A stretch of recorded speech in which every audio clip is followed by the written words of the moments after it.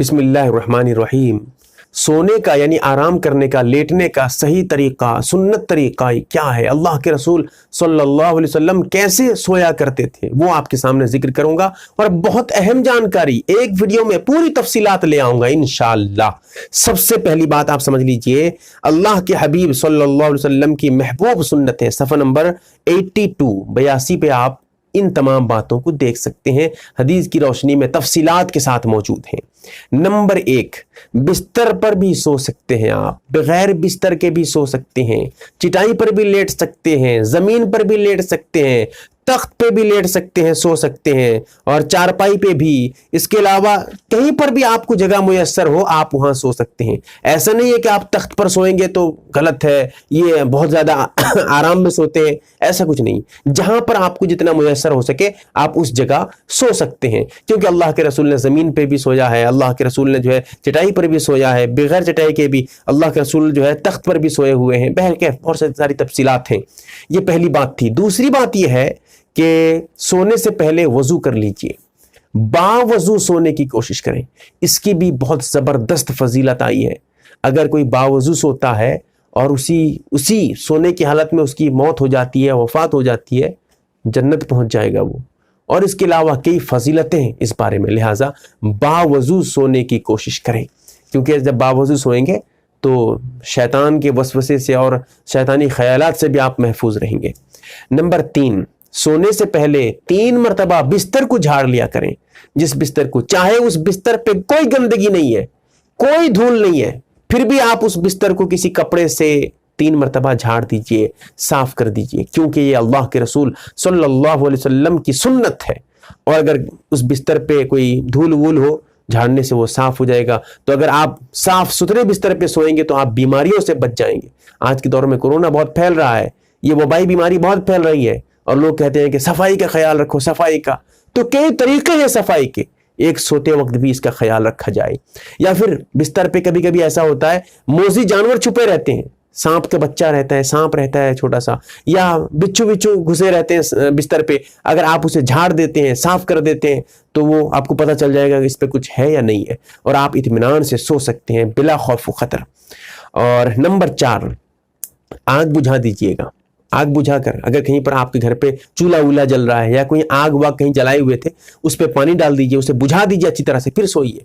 क्योंकि हदीस में आता है ये चूहा जो होता है ना, ये बहुत खतरनाक है, और चूहा आपका घर भी जला सकता है।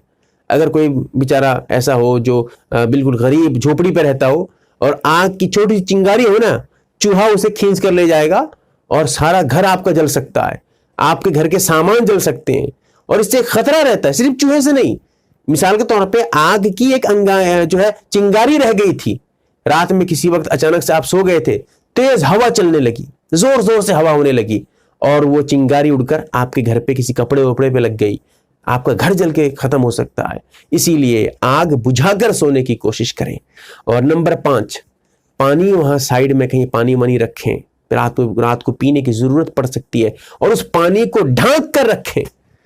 कोई अगर पानी का बर्तन है उसे ढांक दें, क्योंकि उस पे अगर खुला रखेंगे तो हो सकता है कि कोई जहरीला जानवर, कोई सांप वहां बिच्छू उस पे मुंह डाल दे, या फिर उसमें गंदगी वगैरह धूल वूल उड़ के उसके अंदर गिर जाए और आप उसे ही पी लें, बीमारी आपको हो जाएगी। इसीलिए इस तरीके से भी साफ सुथरा पानी पीने की कोशिश करें। और पानी जब भी पिएंगे ना, एक सुन्नत यहां पर आपको ये भी बता दो, पानी पीने में पानी को देख कर पीना चाहिए, पानी में कुछ है या नहीं है, इसका भी ख्याल रखा जाए। और नंबर 6, दरवाजा बंद करें फिर उसके बाद सोएं। दरवाजा जब बंद करेंगे बिस्मिल्लाह पढ़कर बंद करें, बिस्मिल्लाह या बिस्मिल्लाहिर्रहमानिर्रहीम पढ़कर दरवाजे की कुंडी लगाएं, बंद करें।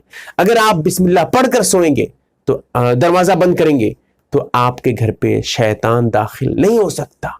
इसीलिए इस पे अमल करने की कोशिश करें। और नंबर 7, इशा की नमाज के बाद जितने जल्द हो सके सोने की कोशिश करें।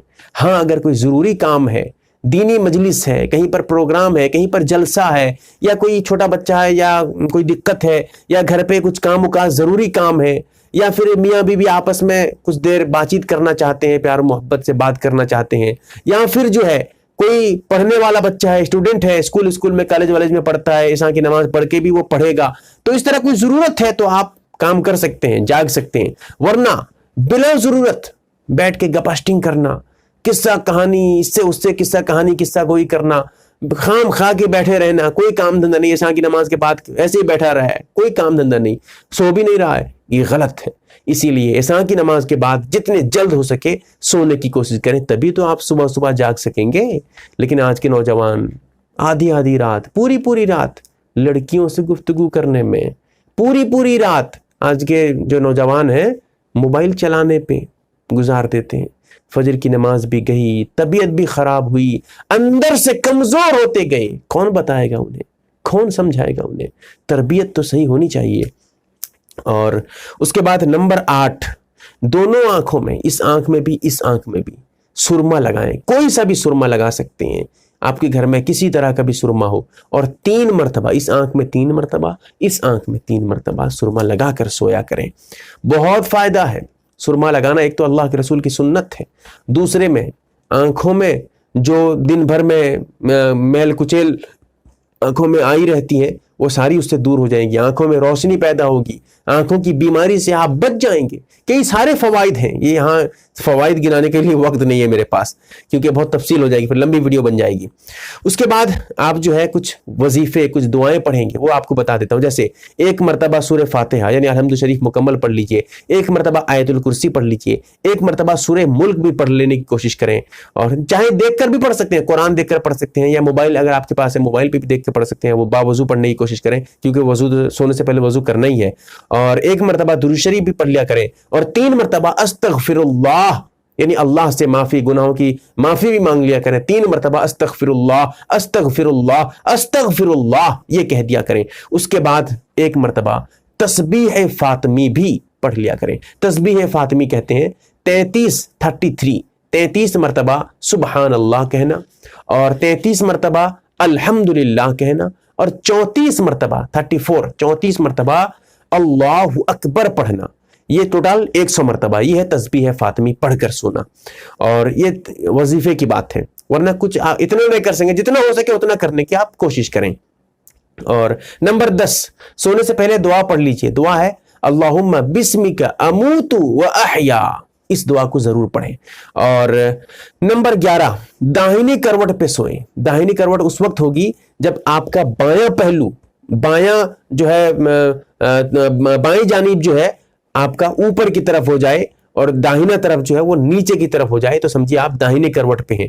اور قبلہ رخ ہو جائے, آپ کا چہرہ قبلے کی طرف ہو, اس اعتبار سے سونے کی کوشش کریں. اور اس کے بعد یہ بھی سمجھیں کہ نمبر 12 پہ برا خواب اگر آپ دیکھتے ہیں تو پھر اس وقت جو ہے آپ بائیں طرف, اپنے بائیں طرف 3 مرتبہ تھوک دیں. تھوکنے کا یہ مطلب نہیں اتنی تھوک اٹھا کے پھینک دیں, وہ نہیں, ذرا سے 3 مرتبہ تھوک دیں. پھر اس کے بعد اعوذ باللہ من الشیطان الرجیم پڑھ لیجئے, اور اس کے بعد آپ سو جائیے. کروٹ بدل دیجئے, دوسری طرف کروٹ کر لیجئے, جس کروٹ پہ آپ سوئے ہوئے تھے کروٹ بدل کر سو جائیے, کیونکہ یہ برے خواب شیطان کی طرف سے ہوتے ہیں. اور نمبر 13, جب آپ جاگ جائیں, جب آپ بیدار ہو جائیں, اس کے بعد یہ دعا ضرور پڑھ لیا کریں, کیونکہ نیند آدھی موت ہے. جب آدمی سو جاتا ہے نا, سمجھیے کہ وہ آدھا مرا ہوا ہے. پھر اس کے بعد جب آپ جاگ جاتے ہیں, آپ بیدار ہوتے ہیں, تو اللہ کا شکر ادا کریں, اللہ کی تعریف کریں کہ مرنے کے بعد بھی, آدھی موت کے بعد بھی اللہ نے آپ کو دوبارہ زندگی دی ہے. اسی لیے کیا پڑھتے ہیں, الحمدللہ الذی, دعا آپ کو پڑھ کے بتاتا ہوں, الحمدللہ الذی احیانا بعد ما اماتنا والیہ النشور. ترجمہ ذرا سمجھ لیجئے, الحمدللہ الذی, تمام تعریفیں اس اللہ کے لیے ہیں جس نے احیانا بعد ما اماتنا, ہمارے مرنے کے بعد ہم کو زندہ کر دیا. یعنی مر گیا تھا آدمی پھر زندہ ہو گیا, یعنی موت آدھی موت ہے, نیند تو آدھی موت ہے. اسی لیے کہتا ہے کہ آدھی مرنے کے بعد بھی اللہ تعالیٰ نے مجھے زندگی دی ہے, اسی لیے میں اس کی تعریف کرتا ہوں, اور اسی کی طرف تو ہمیں لوٹنا ہے, پھر آخرکار مر کے اسی کی طرف تو جانا ہے. یہ اس کا ترجمہ ہے, اور بہترین ترجمہ ہے. اس کو بھی میں نے چند باتیں سونے کے متعلق آپ کے سامنے پیش کی ہیں, اسے سمجھیں اور دوسروں تک بھی پہنچائیں, کیونکہ یہ اہم جانکاریاں ہیں جو ہو سکتا ہے کہ پوری یوٹیوب پہ اتنی ڈیٹیلز کے ساتھ ایک ویڈیو پہ آپ کو ملے, یہ بہت مشکل ہے. اللہ تعالی ہمیں عمل کی توفیق دے, صحیح سمجھ عطا کرے, آمین یا رب العالمین.